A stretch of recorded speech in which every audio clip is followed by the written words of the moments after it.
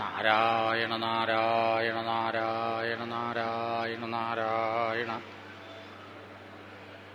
പീതാംബരം കരവിരാജിത ചക്രശംഖകൗമോദഗീ സരസിജം കരുണാസമുദ്രം രാധാസഹായം അതിസുന്ദരമന്ദഹാസം വാതാലയേശമനിശം ഹൃദി ഭാവയാമി.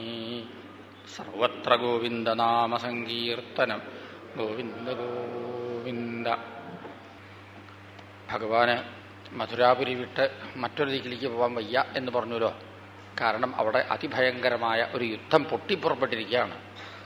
ജരാസന്ധൻ, മഗധയിലെ രാജാവ്, അദ്ദേഹത്തിൻ്റെ 2 പുത്രിമാരായിരുന്നു അസ്ഥി, പ്രാപ്തി. ഈ 2 പേരും. അവരെ കംസനാണ് വിവാഹം ചെയ്തിരുന്നത്. ശ്രീകൃഷ്ണൻ കംസനെ വധിച്ചു. അപ്പം ഇവർ വിധവകളായി. തൻ്റെ പുത്രിമാരെ വിധവകളാക്കിയ കൃഷ്ണന്റെ വർഗത്തിനും ഇനി ഭൂമിയിൽ നിന്ന് തുടച്ചു മാറ്റിയിട്ടൊരു കാര്യം. ഇങ്ങനെ ജരാസന്ധൻ പ്രതിജ്ഞ ചെയ്തു. എന്നിട്ട് 23 അക്ഷൗഹിണി സൈന്യങ്ങളോടുകൂടി മധുരാപുരി ആകെ അങ്ങോട്ട് വളഞ്ഞു. രാമനും കൃഷ്ണനും യുദ്ധത്തിന് തയ്യാറായിട്ട് വന്നു. ശ്രീകൃഷ്ണനെ കണ്ടപ്പോൾ തന്നെ പുച്ഛരസത്തിൽ ചോദിച്ചു, തനിക്ക് ഈ ബന്ധുക്കളെ കൊല്ലാൻ അറിയാമെന്നല്ലാണ്ട് മര്യാദയ്ക്ക് യുദ്ധം ചെയ്യാനറിയോ? തവരാമ യതി ശ്രദ്ധ. രാമനെ വിളിച്ചു, തനിക്ക് വിശ്വാസമുണ്ടോ എന്നെ ജയിക്കാൻ പറ്റുന്ന? എന്നാ വരിക, നമുക്കൊരു കൈ നോക്കാം. രാമൻ അപ്പം മുമ്പോട്ടങ്ങ് നടന്നു. ജരാസന്ധന്റെ സൈന്യങ്ങളെ മുഴുവനും രാമൻ വധിച്ചു. ജരാസന്ധനെ വധിക്കാൻ പുറപ്പെട്ടപ്പോൾ ശ്രീകൃഷ്ണൻ പറഞ്ഞു, ഇയാളെ അങ്ങോട്ട് വെറുതെ വിട്ടേക്കൂ. നമ്മൾ ദുഷ്ടസംഹാരത്തിനാണ് അവതരിച്ചത്. ഇപ്പോൾ ഇയാളെ ഇവിടുന്ന് അങ്ങോട്ട് വെറുതെ വിട്ടാൽ കുറേ ദിവസം കഴിഞ്ഞാൽ ഇയാൾ ദുഷ്ടന്മാരെ നമ്മുടെ അടുക്കലേക്ക് ഇങ്ങോട്ട് കൂട്ടിക്കൊണ്ടുവരും. അപ്പം അത് എളുപ്പമാവും. അങ്ങനെ ജരാസന്ധനെ അങ്ങോട്ട് വിടുകയും ചെയ്തു രാമൻ. ഇന്ന് വരെ അദ്ദേഹം ഒരു യുദ്ധത്തിൽ തോൽക്കുക അങ്ങനെ ഉണ്ടായിട്ടില്ല. ആദ്യമായിട്ടാണ് തോറ്റത്. അത് ഒരു രാജാവിനോടാണ് തോറ്റതെന്ന് വെച്ചാൽ സഹിക്കാമായിരുന്നു. ഈ യാദവന്മാരോട് തോറ്റിട്ട് എന്തിനാ ഇനി രാജാവാന്നും പറഞ്ഞ് തലയും പൊക്കി പിടിച്ച് നടക്കണേ? ഇതിനേക്കാൾ ഭേദം തലയൊക്കെ മുണ്ടനം ചെയ്ത് കഴുത്തിൽ രുദ്രാക്ഷമാലയിട്ട് ഭസ്മം കൂറിയിട്ട് കാഷായ വസ്ത്രം ധരിച്ച് വല്ല കാശിയിലോ രാമേശ്വരത്തോ ഒറ്റ പോയി താമസിക്കുക. എന്നാൽ പിന്നെ ആളറിയില്ലല്ലോ. അതിനൊക്കെ വട്ടം കൂട്ടിയപ്പോഴേക്കും അദ്ദേഹത്തിൻ്റെ കൂട്ടുകാര് ഈ കാര്യം മനസ്സിലാക്കി. രുക്മി, വിഡൂരഥൻ, ദന്തവക്രൻ, ശിശുപാലൻ ഇങ്ങനെയുള്ളവരാണ് അദ്ദേഹത്തിൻ്റെ കൂട്ടുകാരച്ച. ഇവരൊക്കെ ശ്രീകൃഷ്ണ ദ്വേഷികളാണ്. ഈ ഭക്തന്മാരൊരുമിച്ചിരിക്കുക, എന്നിട്ട് ശ്രീകൃഷ്ണന്റെ ഗുണങ്ങൾ ഇങ്ങനെ പറയുക, അങ്ങനെ പതിവുണ്ടല്ലോ. അതുപോലെ ഇവരുമുണ്ട്. വൈകുന്നേരം ആകുമ്പോൾ ഒരു 5 മണിയാകുമ്പോൾ ആൽത്തറയിൽ വന്നിരിക്കും. എന്നിട്ട് ശ്രീകൃഷ്ണനെ ഇങ്ങനെ കുറ്റം പറയും. അങ്ങനെയാണ് അവരുടെ സ്വഭാവം. അതൊരു കുറ്റായിട്ടാണ് പറയുക എന്ന് മാത്രം. പറയണ ഭാഷയ്ക്ക് മാത്രമേ വ്യത്യാസമുള്ളൂ. ഭക്തന്മാർ പറയുമ്പോൾ ഭഗവാന്റെ പീലി തിരുമുടി അങ്ങനെ ഭക്തിയുടെ ഭാഷയിലാണ് പറയുക. ഇവർ പറയുമ്പോൾ അങ്ങനെയല്ല. ഭ്രാന്തനാന്ന് തോന്നും. തലയിൽ പീലിയും അരയിലൊരു മഞ്ഞമുണ്ടും ആ ഒരു പഴനിക്ക് പോകണമെങ്കിൽ വേഷം അങ്ങോട്ട് കണ്ടാത്തല്ല തോന്നും എന്നൊരാള്, ശരിയാ എന്ന് മറ്റാളും. പക്ഷെ പറയണത് ശ്രീകൃഷ്ണനെ കുറിച്ചാണ്. അങ്ങനെ ഒരു ഗുണമുണ്ട് കേട്ടോ. ഇവര് ഇങ്ങനെ ഇപ്പോൾ ഇങ്ങനെ ഇടയ്ക്കിടയ്ക്കിടയ്ക്ക് ഇങ്ങനെ ഈ ആൽത്തറയിൽ വന്നിരുന്ന് ഇങ്ങനെ ശ്രീകൃഷ്ണനെ പഴി പറയലുണ്ട്. ഇങ്ങനെയാണ് ഇവരുടെ സ്വഭാവം. അപ്പോൾ ഇപ്പോൾ കുറച്ച് ദിവസമായിട്ട് ജരാസന്ധനെ കാണാറില്ല ഈ സദസ്സിലേക്ക്. പിന്നെയാണ് മറ്റുള്ളവർ മനസ്സിലാക്കിയത് ആള് യുദ്ധത്തിൽ തോറ്റ് സന്യസിക്കാൻ പോവുകയാണ്. ഇവരൊക്കെ പ്രോത്സാഹിപ്പിച്ചു, ഇനി ഞങ്ങളൊക്കെ സഹായിക്കാം, നമുക്ക് രണ്ടാമതും യുദ്ധം ചെയ്യാം എന്നായി. പട്ടാളത്തിലേക്ക് കുറേ ആളുകളെയൊക്കെ എടുത്തു, സൈന്യങ്ങളെയൊക്കെ നല്ലോണം സജ്ജീകരിച്ചു, രണ്ടാമതും യുദ്ധം ചെയ്തു. അത്തവണയും തോറ്റു. ഇവരൊക്കെ നല്ലോണം സഹായിച്ചു കേട്ടോ. ഈ ആദ്യത്തെ തോൽവിയിലേ ഉള്ളൂ വല്ലാത്ത ദുഃഖം. രണ്ടാമത്തെ തോൽവിയിൽ അത്രയും തന്നെ ദുഃഖമില്ല. പിന്നെ കുറേ ദിവസം കഴിഞ്ഞു, പട്ടാളത്തിലേക്ക് പിന്നെയും ആളുകളെ എടുത്തു, സൈന്യങ്ങളെയൊക്കെ സജ്ജീകരിച്ചു, മൂന്നാമതും ആക്രമിച്ചു, അത്തവണയും തോറ്റു. പിന്നെ ഇത് ഒരു സമ്പ്രദായമായി. അക്കാലത്ത് ഉദ്യോഗാർത്ഥികൾക്ക് എളുപ്പമായിരുന്നു കാര്യങ്ങൾ. എന്നുവെച്ചാൽ എന്നും പട്ടാളത്തിലേക്ക് ആളെ എടുക്കലുണ്ട്. തൊഴിലില്ലാത്തൊരു പ്രശ്നം ഒന്നും ഉണ്ടായിരുന്നില്ല. പട്ടാളത്തിലേക്ക് ആളെ എടുക്കുക, സൈന്യങ്ങളെ സജ്ജീകരിക്കുക, യുദ്ധം ചെയ്യുക. അത് ഞാൻ അന്ന് യുദ്ധത്തിൽ പങ്കെടുത്തവരൊക്കെ ചാവും. അത് ഞാൻ വീണ്ടും ആളെ എടുക്കുകയും. ഇങ്ങനെയാണ് ജരാസന്ധന്റെ ഏർപ്പാട്. അങ്ങനെ എത്ര പ്രാവശ്യം ആക്രമിച്ചു? 17 പ്രാവശ്യം ആക്രമിച്ചു. 17 പ്രാവശ്യവും തോറ്റു. 18ാമത് എങ്ങനെയെങ്കിലും ജയിക്കണം എന്നായി അദ്ദേഹത്തിന് വാശി. ഇതിനിടയ്ക്ക് വേറൊരാള്, കാലയവനൻ, അദ്ദേഹം പുറപ്പെട്ടു ഒരു കാര്യത്തിനായിട്ട്. അദ്ദേഹത്തിന് ലോകരെ മുഴുവൻ ജയിക്കണം എന്നായിരുന്നു ആഗ്രഹം. അപ്പോൾ നാരദ മഹർഷിയോട് ചോദിച്ചു, ഇതിന് വല്ല സൂത്രം ഉണ്ടോയെന്ന്. നാരദൻ പറഞ്ഞു, ഒരാളെ ജയിച്ചാൽ മതി, അപ്പം എല്ലാവരും ജയിച്ച ഫലമാവും എന്ന്. അപ്പം എളുപ്പമായില്ലേ? അപ്പോൾ ആ ആള് ആരാണ്, ഇവിടെ താമസം എന്നൊക്കെ ചോദിച്ചു. ആള് മധുരയിലാണ് താമസം. പേര് എന്താന്ന് ചോദിച്ചാൽ ചിലപ്പോൾ പറയും വാസുദേവൻ എന്ന്, ചിലപ്പോൾ പറയും കൃഷ്ണൻ എന്ന്, ചിലപ്പോൾ വിഷ്ണു എന്ന് പറയും. ഇങ്ങനെയാണ് ആളുടെ ഒരു സമ്പ്രദായം.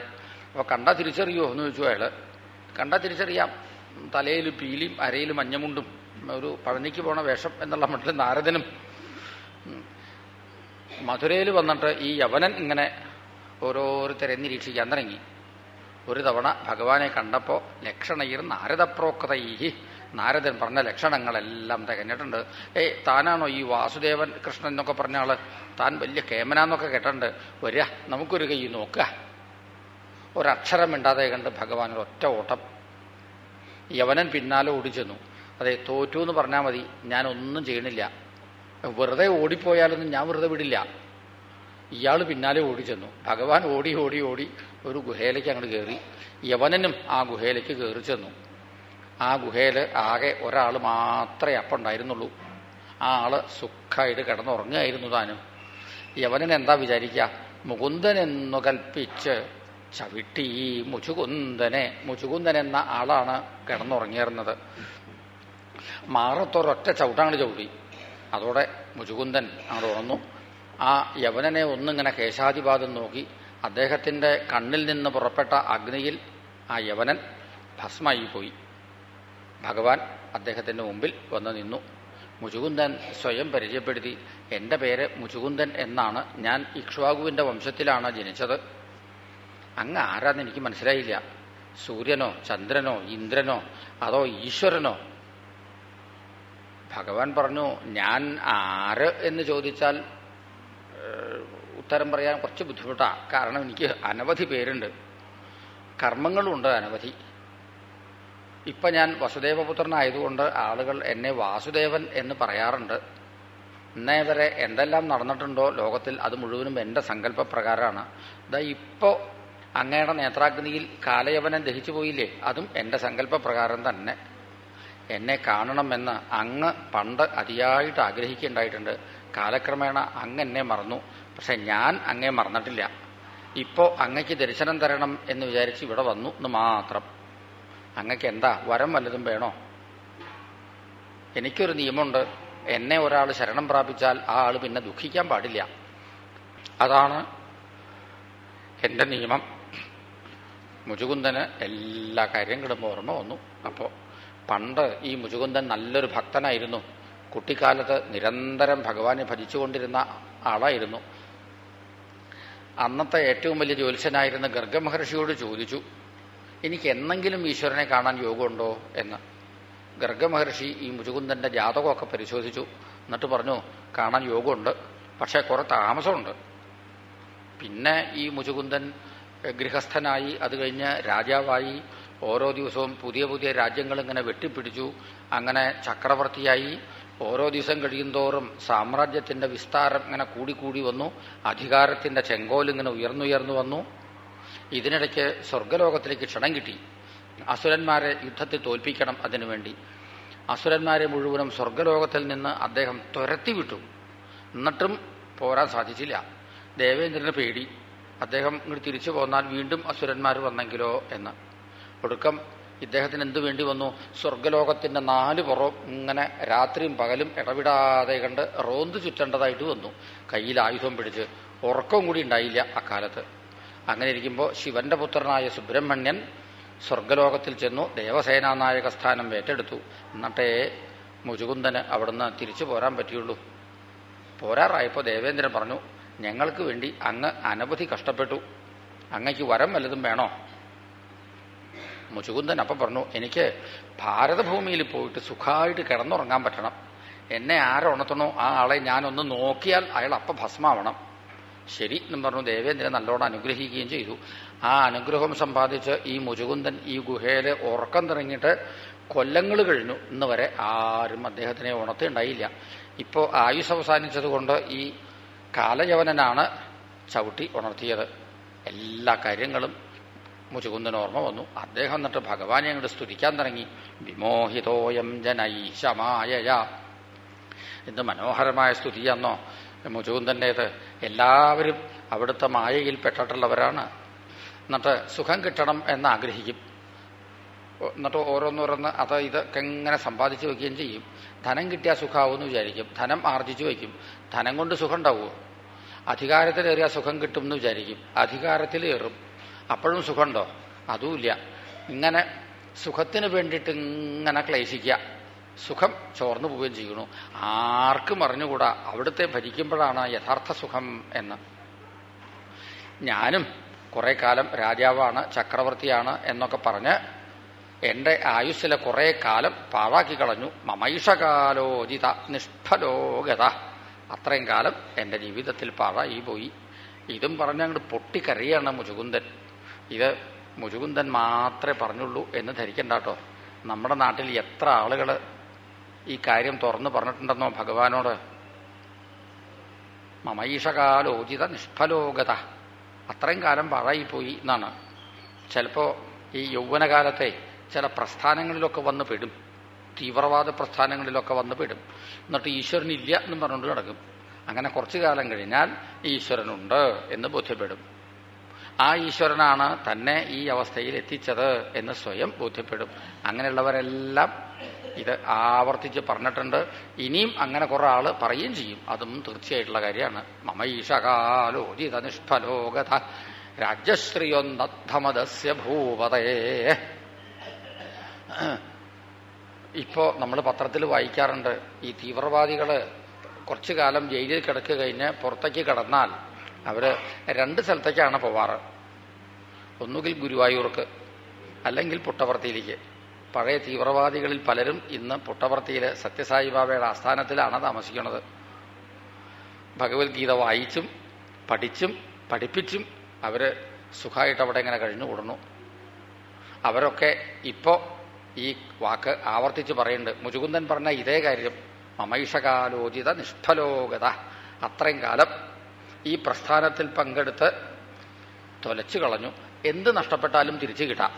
ആരോഗ്യം നഷ്ടപ്പെട്ടാൽ തിരിച്ചു കിട്ടാം. ധനം നഷ്ടപ്പെട്ടാൽ തിരിച്ചു കിട്ടാം. അധികാരം നഷ്ടപ്പെട്ടാൽ തിരിച്ചു കിട്ടാം.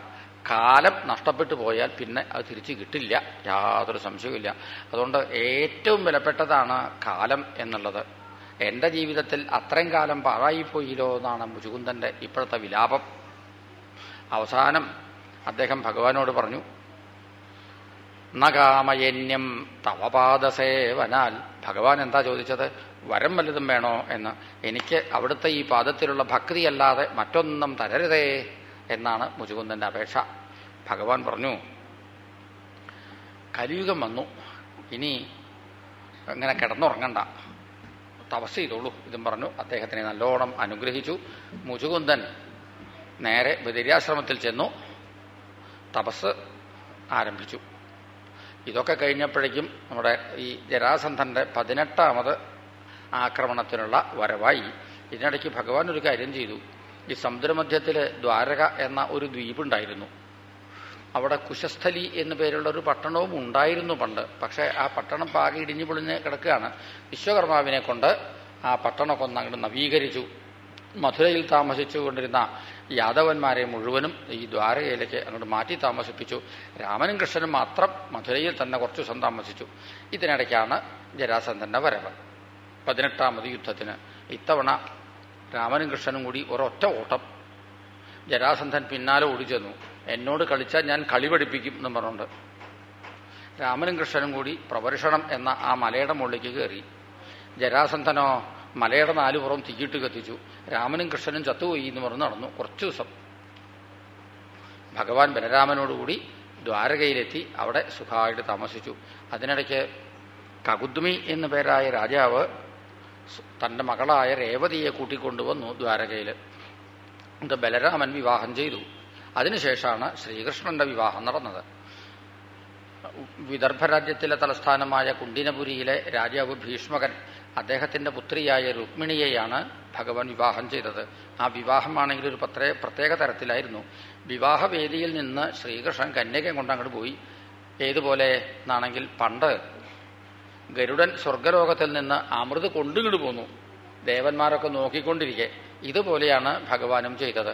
രാജാക്കന്മാരൊക്കെ നോക്കിക്കൊണ്ടിരിക്കെ വിവാഹവേദിയിൽ നിന്ന് കന്യക അങ്ങോട്ട് കൊണ്ടുവന്നു. ഇത്രയും കേട്ടപ്പോൾ പരീക്ഷിത് പറഞ്ഞു, ഇങ്ങനെയാണല്ലേ ശ്രീകൃഷ്ണന്റെ വിവാഹം, എങ്കിൽ എനിക്കതൊന്ന് വിസ്തരിച്ച് കേൾക്കണമെന്ന് ആഗ്രഹമുണ്ട് എന്ന്. അവന് രുക്മിണി സ്വയംവരം വിസ്തരിക്കാൻ പോവുകയാണ്. നാരായണ നാരായണ നാരായണ നാരായണ നാരായണ സർവത്ര ഗോവിന്ദനാമ സങ്കീർത്തനം. ഗോവിന്ദ ഗോവിന്ദ.